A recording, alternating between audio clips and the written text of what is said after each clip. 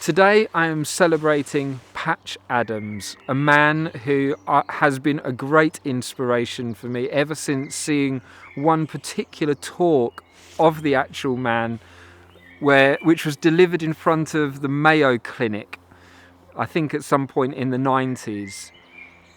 Up to that point, I thought he'd been a fictional character because there was a film of the same name, Patch Adams, which starred Robin Williams, that relayed the story of a young doctor who took to clowning to build connection with his patients and to also stimulate the process of healing through laughter.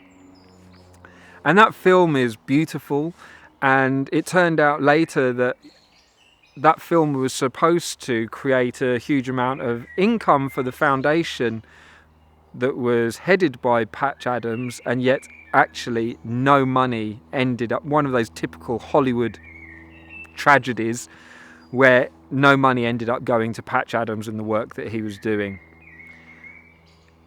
He was someone who came very close to ending his life. I can't remember if he had a failed suicide attempt or just came very close. But like Buckminster Fuller, he saw this as a moment to go, okay, so if I don't want to be here, what could I do that would give meaning and purpose to being here? And he and a group of friends, I think if I remember correctly, there was about 6 of them, who decided they were going to open a hospital. And I love what he said. We didn't hate any of our patients enough to actually prescribe them any drugs. They used every healing modality imaginable to be able to get people back to good health.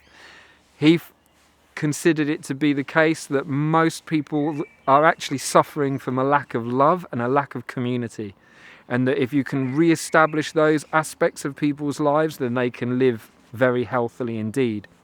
He would make a contract with every patient that came to him where he said, well, I will happily care for you, but I need to have a proper consultation with you as an individual, which would sometimes take 3 or 4 hours, where he would go to the person's house so that he could witness how they were living. And he said to them, if you want me to help you, I need to be able to see every aspect of your life. And he would look through cupboards and drawers and be able to really understand where this person was coming from, see those bits that they might hide from a normal doctor, that they might hide even from themselves, because they would know deep down there was something not right there. So him and this group of friends moved into this big house. I believe it was a 5 or 6 bedroom house, but there was already more adults and children just in the people that were working there. The doctors that moved in were all working full-time jobs elsewhere, as in hospitals and as doctors, and they were working to get the money to pay for the house that they were all living in, which they then treated like a hospital, and they housed and served just ridiculous numbers of people. You've got to watch the Mayo Clinic thing from Patch Adams because he's got all the details in there.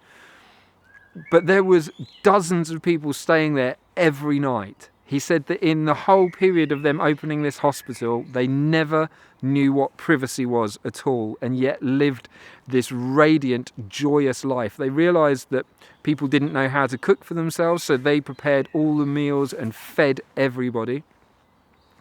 They knew that people didn't get any exercise, so how did they get people exercising? They would have parties and people would be up and dancing every day. They knew that people needed to laugh, and so they would clown and be silly. He's an absolutely phenomenal inspiration. I have so wanted to live in an educational community that embodied the same principles, and yet it terrifies me, the thought of living somewhere where there is no privacy, where you are constantly immersed in community. It's so alien to our usual way of being that I don't know if I could cope. And yet he speaks about it with such beauty and radiance that it feels absolutely infectious. So Patch Adams is a really great inspiration for me. He, in the course of that Mayo Clinic interview, he explains how he writes letters, dozens of letters every day, and corresponds with people all around the world. He does this phenomenal exercise. He doesn't talk about this with the Mayo Clinic, but every day he has these two kind of vision boards. One of them with all beautiful memories and beautiful things that he can celebrate, and another one with tragic memories. And he does this kind of meditation where he remembers all of the suffering in the world and allows himself to really feel it, and cries every day in the recollection of the hurdles still to be surmounted by humanity, and then reminding himself of all that is beautiful and to be grateful for in this world. He is a phenomenal guy. If you have never explored Patch Adams, I really beg of you to give yourself 20 minutes to watch his Mayo Clinic talk. It's not even that, it's 17 minutes, and he hits 17 minutes and he just stops in his tracks because he respects the need for people's time so profoundly. So Patch Adams, a light in this world. I really highly recommend you checking him out. Today I'm celebrating Patch Adams.